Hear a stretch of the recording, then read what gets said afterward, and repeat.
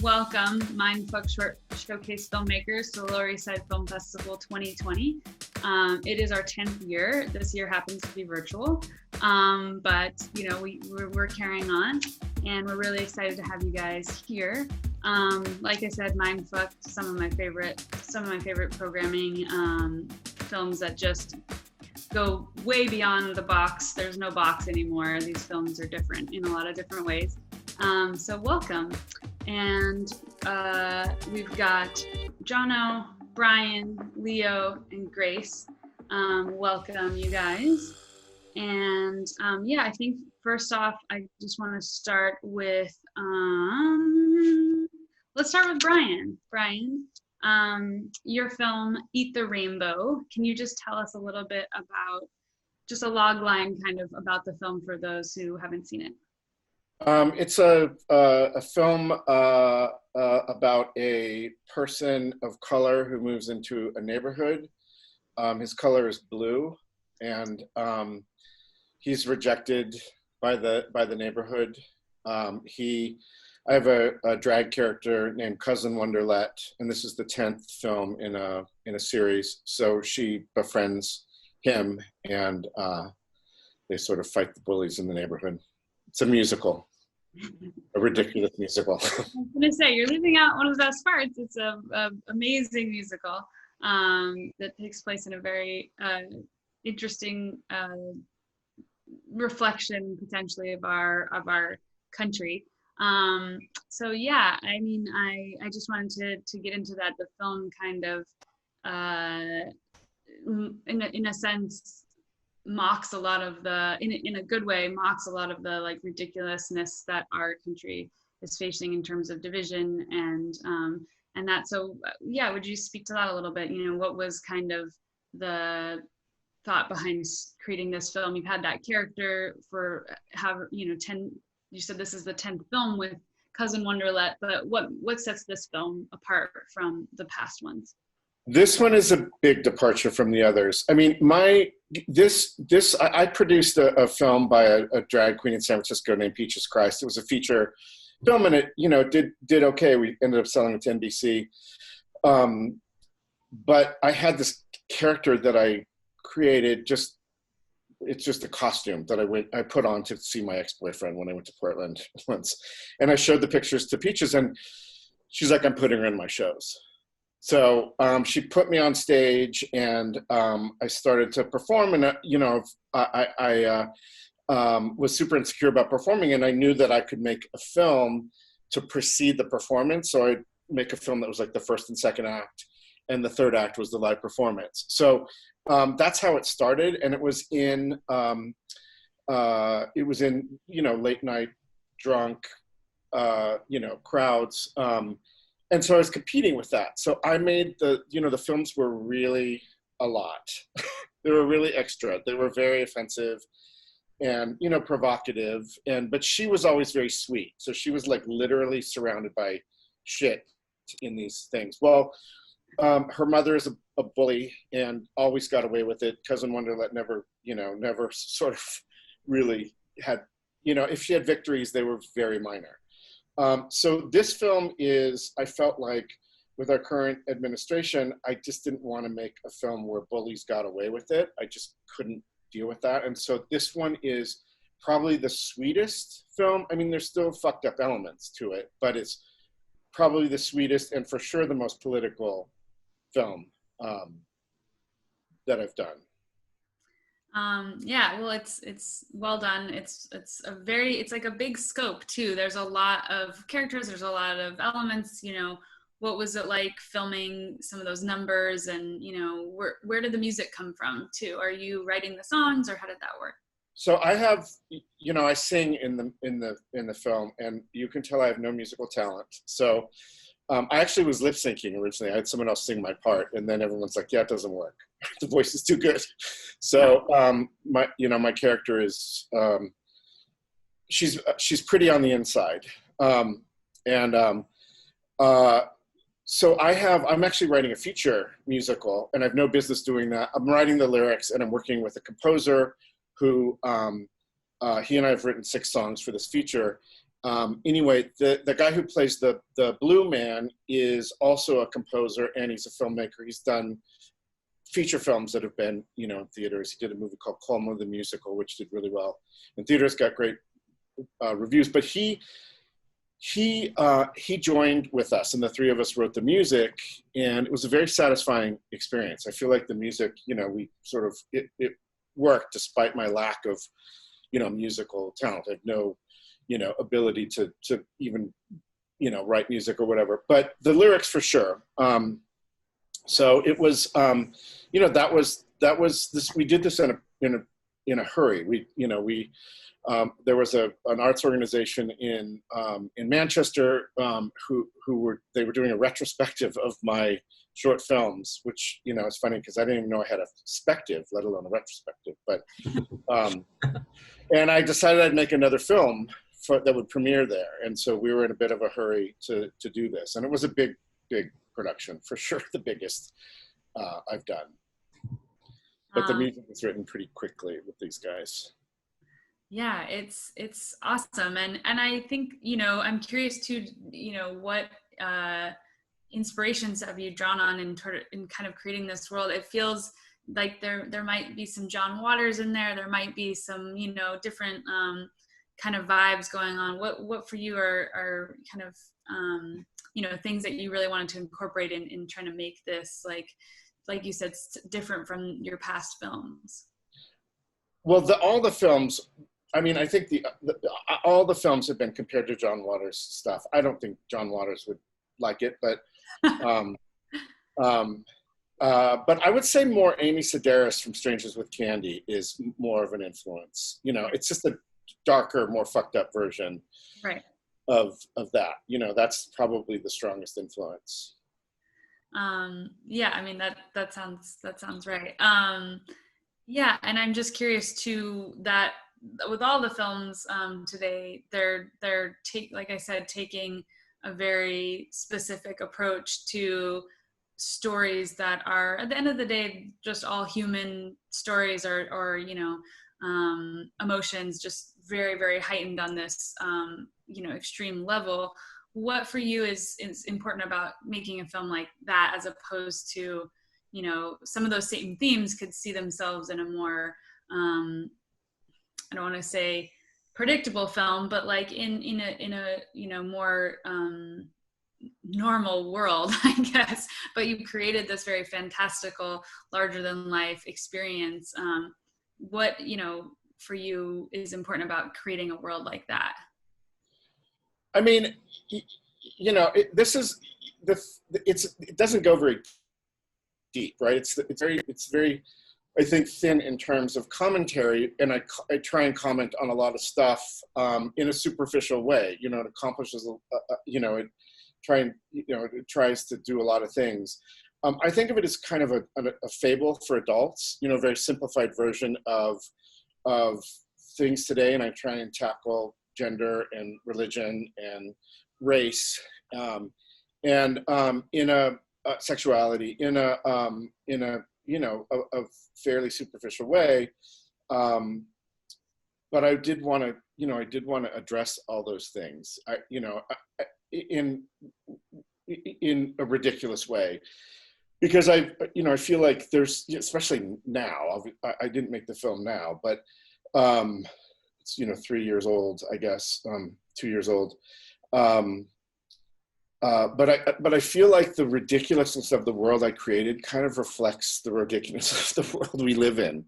You know, I wanted that to sort of like be a very simple way of like, this is dumb. This is dumb what we're doing. So, and then also, you know, I had a brand, right? So I'm still staying within this Cousin Wonderlet brand of ridiculous characters, over the top, you know, characters in ridiculous situations. And, you know, obviously the you know, the reveal on the stomach is, you know, pushes it over the edge. I don't know if I should reveal that, but It's okay. Well, it's intriguing to everyone else here going, what? Yeah. They don't want to watch it. The prosthetic. Yeah, I think that, like I said too, I think sometimes that making a film that much more memorable makes it, you know, stick with people longer. and it might be provocative, it might be ridiculous, but it keeps it, at least for me, and I think a lot of our audience, that's why we like Mindfuck Night, is that it does something to you and it sticks with you for longer, beyond this, just so beautiful visuals or something like that. It's like a really, like, you're thinking about it 3 days later and going, what the hell was that? So I really appreciate your perspective and your film, and I think that it was a really refreshing find for our programming committee, and hopefully to all the people who are viewing this showcase. So I want to move over to Jono and talk about your film. And also, Jono is an alumni of Lower East Side Film Festival. He's had a couple films, I think, over the 10 years, I forget. And you want, it was just one, okay, sorry. I submitted a couple, but I had one. Right, okay. But it was also part of Mindfuck Night. So this is your return. So tell us a little bit about your film without giving too much away, I guess. I don't know. Yeah, I've got a whole series of short films, and all of them are basically grounded in our world, but maybe a couple degrees off. So it's a slightly alternate universe. And most of them just sort of explore the body in ways that most people might find disgusting, but I try to film them beautifully and show that these gross things are actually can be commonplace maybe, or can be seen as not so gross. So they're definitely not for all audiences, hence Mindfuck Night. This latest film is about a woman who's got cannibalistic cravings. They're so deep-seated that maybe she's not even so conscious of them. But she's on a date, and she's finding a way to satiate her cannibalistic cravings without actually causing any harm to anyone else's body. That doesn't give anything away, but that was a good description of it. And you're not the only one in the group who has a film with cannibalistic tendencies. So we'll get to that later, Leo. But I could add something about my film, which is I actually can't believe Grace Rex is on this Zoom. I had no idea. I met Grace at the Lower East Side Film Fest years ago, and my first film was in, and she had a film in there as well. And I've always wanted to work with her. Amazing actress. I've actually tried a few times, but maybe scheduling things, I don't know. But Grace recommended the actress who was in my film here, Nailbiter, and I was so happy. I mean, Nicole Rodenberg is so talented. I've seen her in a bunch of things, and I was thrilled when she joined on my small 2-minute project. Amazing. So thanks, Grace. Well, yeah, that's really awesome to hear. We super love that. I'm glad we could help make the connection. And yeah, I think I was just gonna say too, with your films, what's your take on kind of adding this slightly, it's based in the normal world, but we've got things that are going out of whack or off balance, or taking a sharp left turn or something like that. What's your take on why is that important to you as a filmmaker to create films like that? Yeah, I mean, there's partly just not everyone, but so many, so much rigidity about controlling people's bodies and what is gross and what's acceptable, and body fluids, which shouldn't be discussed in polite company, and all those things I like to get away from. And this sort of, just the idea is that it's all about love and acceptance, even when the things that are happening to people's bodies in my films, in this film, I would admit they're gross, but in the film they're embraced. How has the people involved in the film, when you are shooting it, are there just really uncomfortable moments where people are just like, I can't believe we're shooting this, or how is it to create on set that kind of environment? Yeah, I think every time we've had to cut for actors either to laugh or to roll their eyes, I can't believe I'm actually doing this kind of film. Then we'll re-roll, and most of the deliveries are deadpan, so it's a very normal thing that's happening in their world on screen.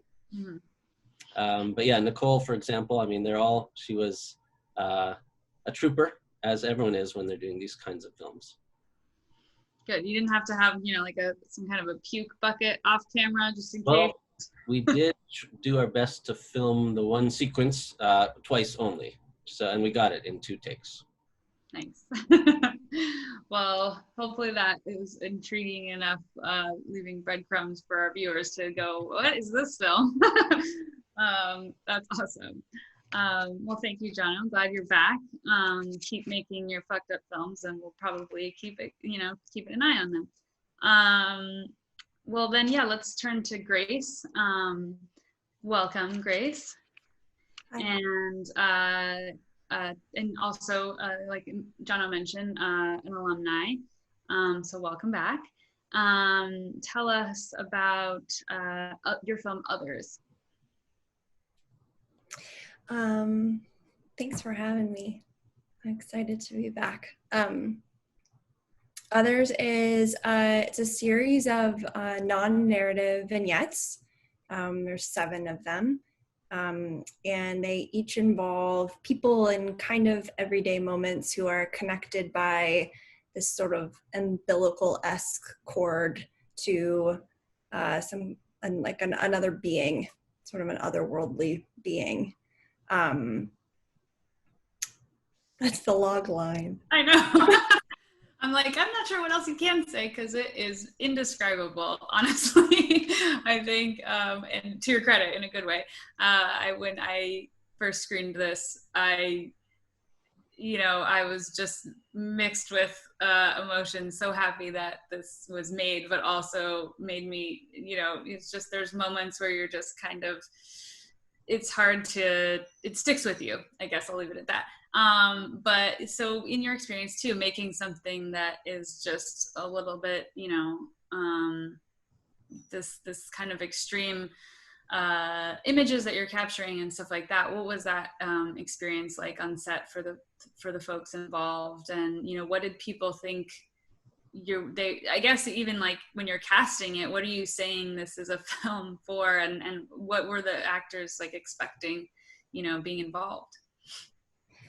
Yeah, I mean, I think we made one piece in the beginning just to sort of, I really wasn't entirely sure how to approach it, because it's like, it's abstract in a way that it's like, it's hard for me to have language around it sometimes, and I didn't want to have to explain a lot. So I think one thing that was helpful is I cast actors who have a lot of background in clown and physical theater, and sort of had an instinct for, in general, there's one person who's sort of like based in reality, and they're connected to another being that's sort of is like, has the logic of kind of a child. There's no dialogue in the film, but their actions are sort of heightened in some way. And so I just tried to find, people who would just understand the logic right away and feel like they could get inside of it and play around, and that they would actually enjoy doing that. And I know so many wonderful actors, and casting it was kind of a protracted process, mostly just because I did it by myself. So, and it's, the people are generally connected to people who don't look anything like them. So it's racially diverse. It's, there are people of different ages and genders connected to one another, and there's kind of a randomness about that. So I basically just tried to build kind of a database of all different kinds of actors, and then worked from that to kind of find folks whose essence matched some instinct I had about the character. But it was very loose, and it changed constantly, and was like pretty much always being revised in some way. So where, just to kind of break down maybe like a little bit of the intention and like the meaning behind what you were hoping folks would experience upon viewing it, where did the concept kind of come from? And, how did you see it manifesting from, either script to screen or brain to screen, or however you, whatever your process was? It's a good question. I've had a lot of therapy, so that's part of it. I think I'm interested in people's relationships to themselves, especially how that relationship plays out in isolation. Most of the vignettes involve one person in sort of a quiet moment. There's one that has two people in it who are kind of attempting to communicate with each other. But and I think it sounds almost cheesy to say it. It's such a basic idea, but it feels like it felt profound to me, I think, when I landed with it in therapy. But that, like, you know, when you get on the subway, like on a train car in New York City, and people are having these like deeply private experiences in a public space, because there's no way around that. And that, you know, people are dreaming and thinking in different languages, and that we're all having sometimes these like really profound experiences that just take place in a tiny moment, and nobody will ever know about it. It's like, there's people have so much depth that you don't, it's such a stoner thing to say, but people are really deep. And so I think like I wanted to, like, having this very like, you know, visual metaphor through body horror sort of this like umbilical, this like practical piece that connects these two people. It's sort of like the other person, the other being is sort of almost like a part of the person's unconscious in some way, maybe. And also there's a lot of imagery in the movie that has to do with birth, you know, because I think we all come from a safe, warm place, and then we're born, and we spend most of our lives trying to get back to feeling like connected and safe, and like we just miss the womb, you know? We just miss that womb. Well, yeah, I think that explanation was very helpful to hear kind of your perspective on it too, because I think, you know, just these amazing portraits, but you're just kind of like, wow, what, you know, how did someone envision putting this on screen? I think you accomplished it really well. And yeah, it's a awesome film. And I think there was a few, I'm struggling to remember. I think there was a couple of folks, great actors that I've seen before. You mentioned a lot of these people that you cast it yourself, and you work with all these people before.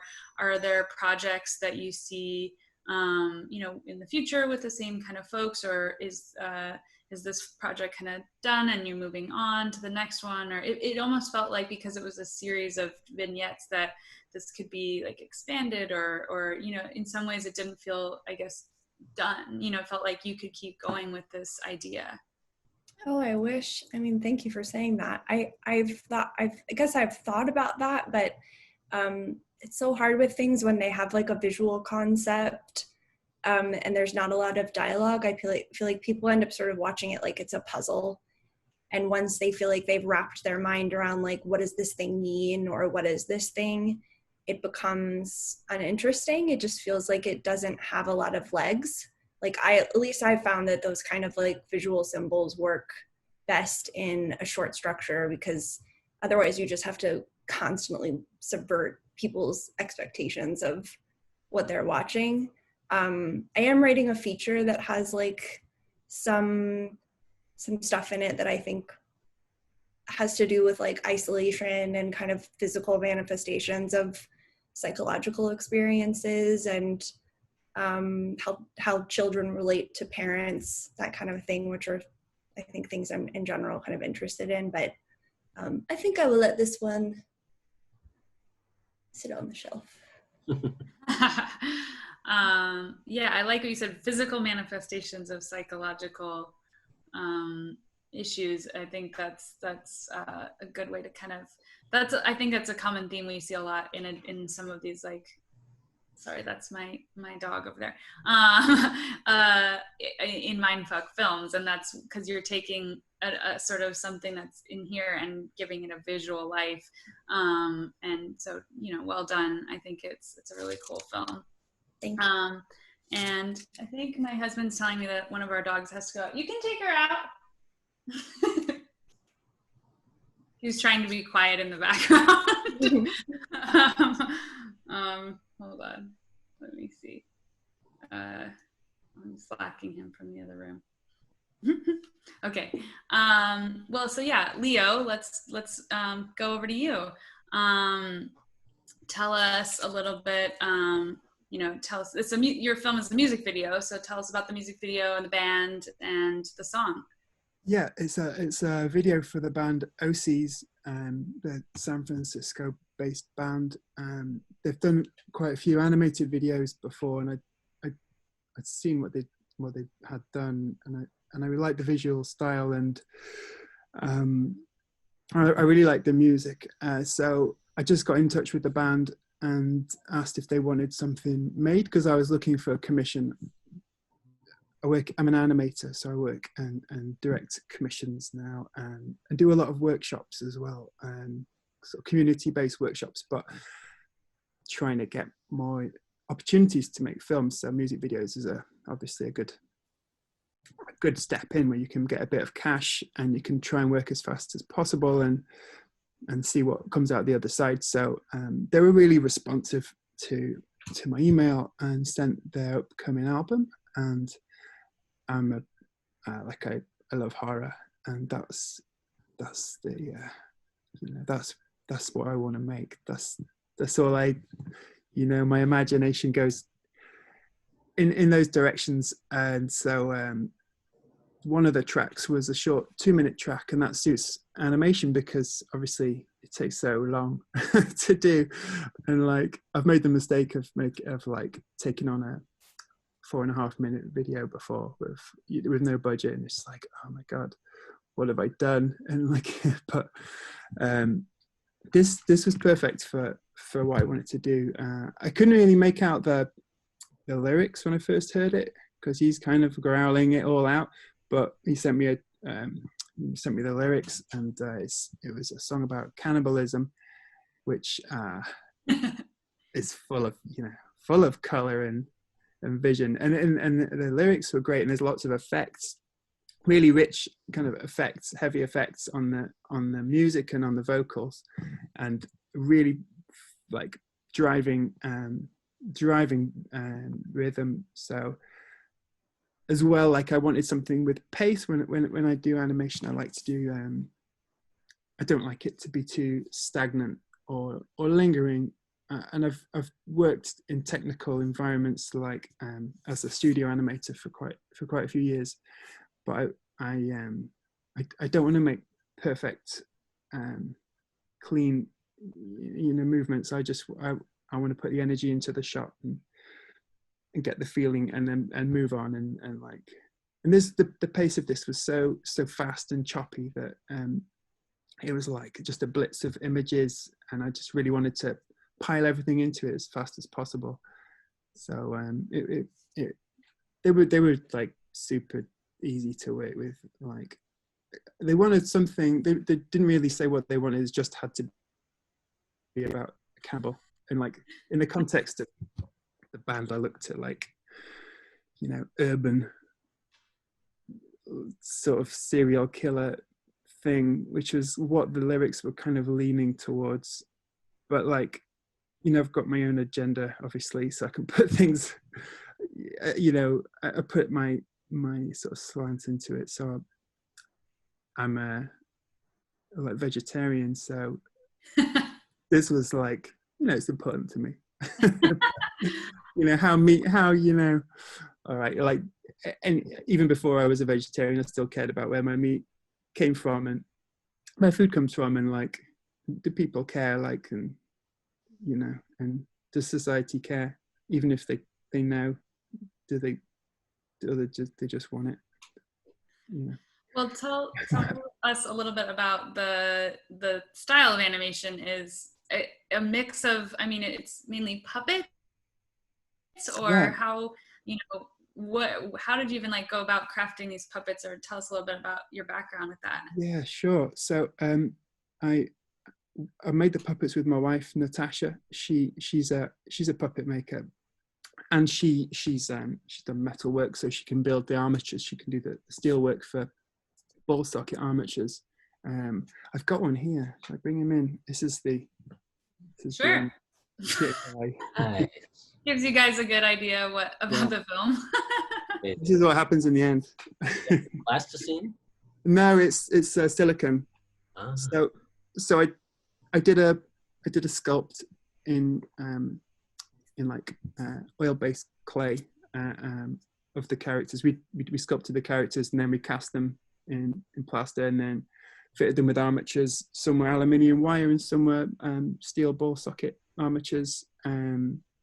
Bulked out the bodies, and then cast them in silicone, painted the silicone, and put the teeth in, made the eyes, and so it was all fully handmade. And then Natasha made the costumes and was sort of in charge of all the dangerous chemicals in the house.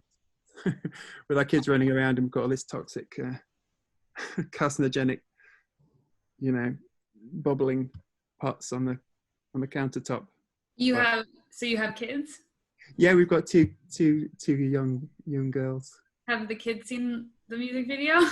Oh no, not this one. No, but the one my eldest Bonnie, she sculpted some like entrail stuff, and she's happy to like get stuck in when I need another pair of hands to have. Yeah, that's awesome. Yeah, that sounds like pretty cool parents. Yeah, they're nice. The kids they're into it, but they're not really fussed if it's going to be too disgusting. They take our word for it. Right. It's something we might prefer to see, but so it's actually all stop motion, and we shot it up in our attic and made the puppets in the kitchen. So it was all like on like one month to build, 1 month to film it, and a month for sort of compositing and editing. So just had to crowbar it in really, because it was like, because you can't afford to linger on something literally, like I could have happily worked on it and expanded the world, but I think I got in like most of the detail I wanted to. There's a few little things, but it's all in there, like if you want to look for it, the details. It's very detailed, I would say. I think it's a very crazy world that you created. But that's interesting that that you basically were able to make this film, very small team, obviously, sounds like, and just in your own house. So that kind of brings my next question to you guys is just in terms of the future of filmmaking too. I'm sure this is something that's on everyone's minds, is just like, were there projects that you were working on that maybe you had to put on pause, or you had to reshape, or I think as independent filmmakers, we're always faced with different obstacles and challenges, whether it's budget or time or availability of crew and stuff like that. In this current obstacle, how is it shaping maybe the work that you're hoping to do in the future? It sounds like with the animation, for you, Leo, it might not have really skipped a beat, but I don't know if that's the case. Yeah, not hugely. I've still got work on that I can do again in the house, like a commission still to fulfill, so that's fine. But our teaching work kind of funds these other projects really. Like I couldn't have done the Golu video if I hadn't had teaching jobs to support me at the same time, basically. So those are all out the window now. So it's like, got to work it another way, but I can still do the work. It's just got to find another kind of way to have a foundation to support that. But it's still totally feasible. Well, I think it's good to have, you've got a skill set that lends itself to, overcoming obstacles like this right now. On your own, yeah. Yeah.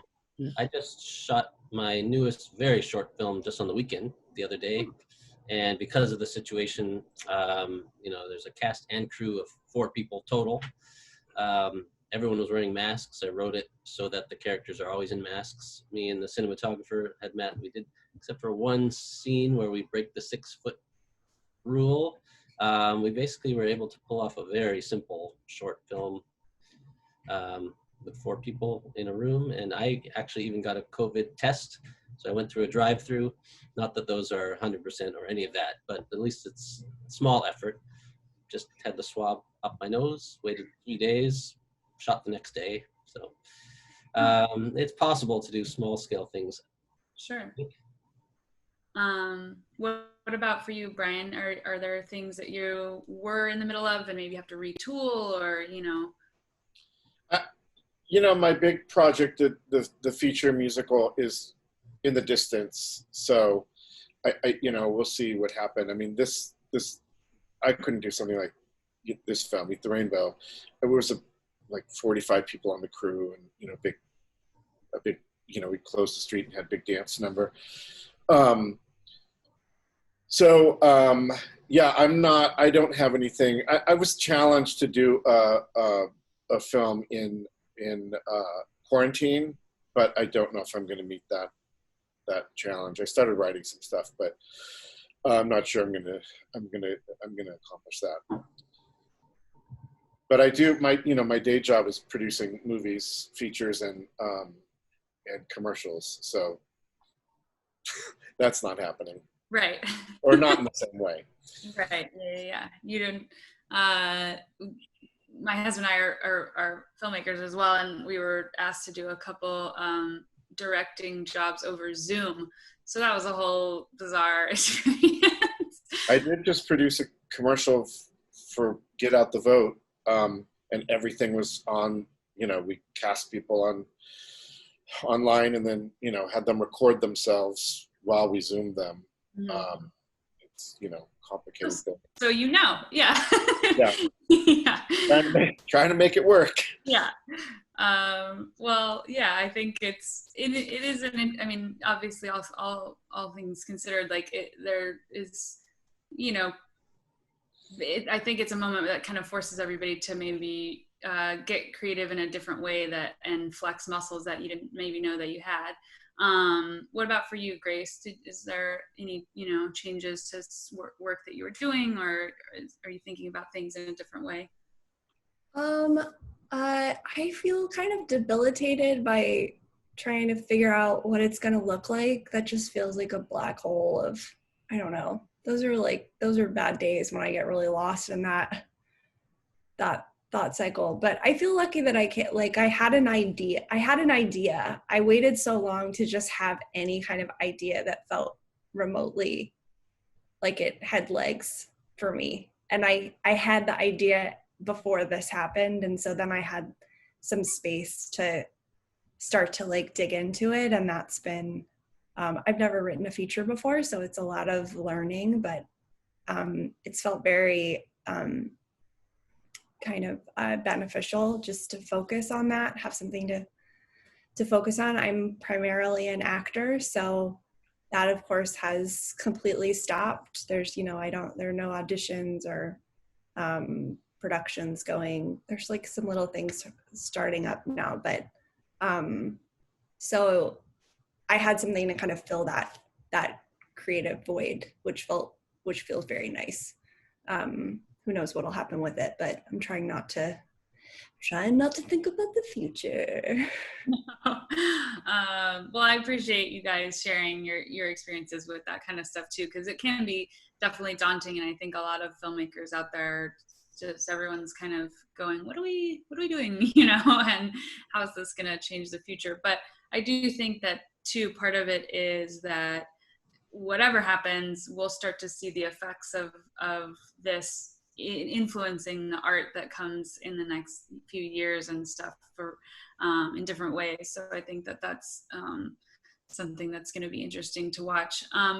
And speaking of things we're watching, we always like to ask everybody too, We always like to ask everybody to let us in on what's something you're watching, reading, consuming, listening to right now.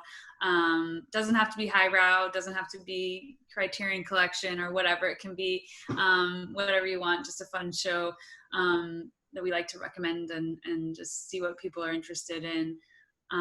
Jono's raising his hand, so he can go first. What are you watching? Leo might be interested in this too. The Shivering Truth. It's a claymation series of existential sort of psychological thrillers on Adult Swim. And just the claymation art is incredible. It's written and directed by one of the South Park guys, not Trey Parker or Matt Stone, but one of the other guys who worked on that show. And it's just amazing. And I have a particular interest in claymation because, like some of the other people in the Zoom, I also have feature in the works, and there are some claymation elements in it. So that's that show. These are just short sort of anthologies of very strange animated pieces. So that's what I've been watching. Cool, I'll check it out. What's it called? The Shivering Truth. Shivering Truth. What about you, Leo? Is there anything you're watching, reading, listening to, consuming? We're watching Westworld too at the moment. It's all right. I know, right? I'm like, I watched season 1. I feel like I have to, but I'm not, But I'm reading up stuff for this commission I've got, which is about a medieval monk. So I'm trying to get in an early Dark Ages kind of imagination. So but I couldn't really name much that I'm looking at. they're quite like books about saints and histories of churches and stuff. But it's cool. Like it's cool to sort of imagine and look for stuff and scour back through through the decades. And we watched Da Vinci Code the other night, which was pretty hilarious. You've not seen it. It's the best film I've ever seen, even though it's not really. Hilarious. That's a throwback. What about you, Brian? I just did this huge online fundraiser for a civil rights leader, and we had a ton of guests, but including the cast of Penny Dreadful. And I hadn't watched Penny Dreadful. Penny Dreadful, the new version, the City of Angels. I hadn't watched it, so I'm kind of watching that. I think the set design is amazing. And then I'm also watching Zoe's Extraordinary Playlist, which I actually really loved, and then I kind of didn't like it, and now I feel like I'm back watching it. There's, I'm doing a musical, so I'm trying to watch and see what people are doing with musical stuff. I bumped into Alex Newell in Vancouver when she was shooting that show. Oh, cool. Yeah, said a little hello. Cool. But I haven't seen it myself. Yeah, it takes place in San Francisco, but they do not shoot it there. Oh, that's a bummer. Like a lot of things. Right. What about for you, Grace? I'm always bad at answering this question. I saw this film Married Couple the other night, documentary from the 70s, I think 60s, 70s. Don't quote me on that. Somewhere in that era. That's like basically a portrait of a marriage that's falling apart. It sounds awful, but they're both really idiosyncratic people, and it's fascinating. You feel like you're in the room with them and they don't know you're there. Highly recommend seeing that. And then I'm also listening to Esther Perel's podcast, Where Should We Begin?, which is also about relationships that are falling apart. Highly recommend. Like couples therapy sessions. I'm trying to, I don't know why that's hitting home for me right now, but yeah. Well, that sounds interesting. I guess I'll go. I feel like this isn't necessarily that exciting because it's the 5th season, but Queer Eye's 5th season just came out the other day, so I'm like, it's back. But it's just, you know, kind of a fun, like, little bit of a hug from the world to watch that. But also, I'm really digging Normal People. I don't know if you guys have watched that on Hulu. Oh, So good. So good. I could have said that. I've also watched all of Queer Eye. It is the most comforting. Yeah. Oh yeah. I binged the whole thing. Nice. So good. Yeah, Normal People, highly recommend. I mean, it's definitely big for all my female friends. It's like sex scenes filmed, for me, it feels like. They're so great. But yeah, it's awesome. And we don't even, I always forget to call it Normal People. I just, with Tony, we go, oh, do you want to watch the Irish sexy sex show? Okay, let's watch that. So it's up my alley, maybe because I like Irish things as well. But awesome. Well, again, I don't want to take up too much more of your guys' time. There's a lot. I'm sure there's a lot of things going on. I'll do an official, like, thank you so much, goodbye, and then we can stay on and actually humanly say goodbye, so it doesn't feel so weird. But I'll just do a little wrap up outro right now. So thank you guys so much for being a part of the Mindfuck Short Showcase, the Lower East Side Film Festival 2020. The film festival runs till from June 18th to June 29th. All the films will be available on this platform that you're watching this on. And yeah, thank you guys so much for creating such amazing work and thinking of us when you're submitting it. We're really excited to share these films with our virtual audience, and hopefully that actually reaches beyond the, 155 seat theaters that we were in the past. We can get it out to more people safely in their homes. And if they've watched this showcase and they are probably feeling a wave of emotions, hopefully we brought people on a roller coaster of laughing, squirming, confusion, and joy and in independent filmmaking. So thank you guys so much, and thank you for being here, and enjoy the rest of your day. Thank you. Bye. Thank you. Thank you. Okay, now I can actually say goodbye.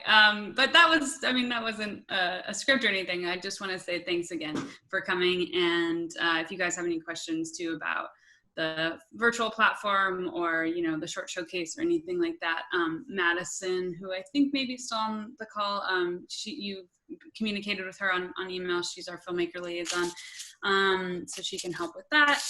And yeah, too, we've been we're hoping to do a wider press release this week. We've obviously held off on doing that kind of stuff right now because it just doesn't feel it's on the back burner, obviously.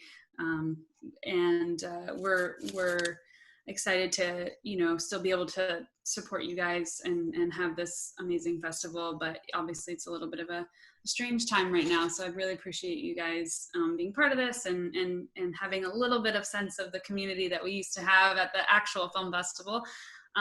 This would be the time when we all go to the bar and get the free wine that I'm sure you guys who've attended the festival know well that we like to roll out the booze and get the conversations going, and that's one of our favorite parts. So thank you guys for being a part of the conversation today. And yeah, and just again, if you have any more questions or anything, feel free to reach out. And I'm sure you'll see emails coming your way when this is posted and stuff like that. So I'll just say one thing to you, Roxy, is that when my film Bloody Mary screened at the Lower East Side Film Festival, that was my first New York film, my first big screen, and I feel it was a pivotal moment in my film career here, and I also met a bunch of people there that I'm worked with since. So the one musician approached me in the lobby that day, and he's now composed 4 or 5 or 6 of my short films. So yeah, I feel a very strong heart connection to the festival. Oh, thanks so much for saying that. That's so nice. Well, yeah, I think, the meeting each other part of it is really crucial. So, hopefully we can have some semblance of this here. And, if you guys are encouraged to, look each other up afterwards or whatever, or, even just seeing some of the other films that are part of the showcase this year. I hope you check those out, because it's a lot of really cool stuff. And yeah, cool. Well, thanks for making the time, and I hope you have a good rest of your week, and stay safe and healthy, and Can't wait to see all your guys' films. Yeah, Yeah, you too. Yeah, nice to meet you all. Rosie. Thanks for the interview.